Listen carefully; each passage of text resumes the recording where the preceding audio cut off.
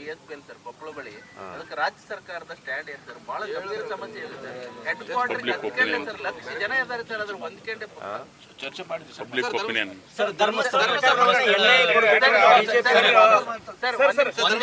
ಕೇಳಿದ್ರೆ ಅವರು ಕೇಳಿದ್ರೆ ಏನ್ ಕೇಳಿದ್ರು ಯಾವನಾರು ಒಬ್ಬ ಹೇಳಿದ್ರೆ ಕೇಳ್ತೀವಿ, ಹೇಳಿದ್ರೆ ನಾನು ಹೇಳೋದು ಒಬ್ಬರು ಹೇಳಿದ್ರೆ ಮಾತ್ರ ಕೇಳೋದು, ನಾನು ಒಬ್ಬರು ಪ್ರಶ್ನೆ ಮಾಡಿದ್ರೆ ಮಾತ್ರ ಉತ್ತರ ಕೊಡೋದು. ಇಲ್ಲೂ ಕೇಳಿದ್ರೆ ನೋಡ್ರಿ, ನಾವು ಟೇಕನ್ ಎ ಸ್ಟ್ಯಾಂಡ್. ವಸ್ತುಸ್ಥಿತಿನ ಅಸೆಂಬ್ಲಿನಲ್ಲಿ ಇವರು ವಿವರಣೆ ಕೊಟ್ಟಿದ್ದಾರೆ.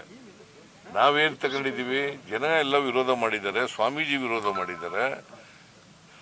ಸೊ ಜನಗಳ ಅಭಿಪ್ರಾಯ ಏನಿದೆ ಅದ್ರ ಪ್ರಕಾರವಾಗಿ ಮಾಡಬೇಕು ಅಂತ ತೀರ್ಮಾನ ಮಾಡಿದ್ದೀವಿ. ಸೊ ಅದಕ್ಕೆ ಕೇಂದ್ರ ಸರ್ಕಾರದವರು ಇಲ್ಲಿ ಮೀನ್ ವೈಲ್ ಈಗ ಇತ್ತೀಚೆಗೆ ಪರ್ಮಿಷನ್ ಕೊಟ್ಬಿಟ್ಟಿದ್ದಾರೆ. ಅದನ್ನೇ ಕೇಳೋದಿಲ್ಲ ನೀವು ಬಂದೇ ಇಲ್ಲ ಪತ್ರಿಕೆಯಲ್ಲಿ. ನೀವು ಕೇಳಿದ್ರೆ ಅಂತ ನೀನ್ ಕೇಳಿದೆ ಅಂತ ಬಂದಿದ್ದೀನಯ್ಯ, ಎಲ್ಲಿ ಬಂದಿದೆ? ಯಾರನ್ನ ಕೇಳಿದೆ? ಯಾರನ್ನ ಕೇಳಿದೆಪ್ಪ?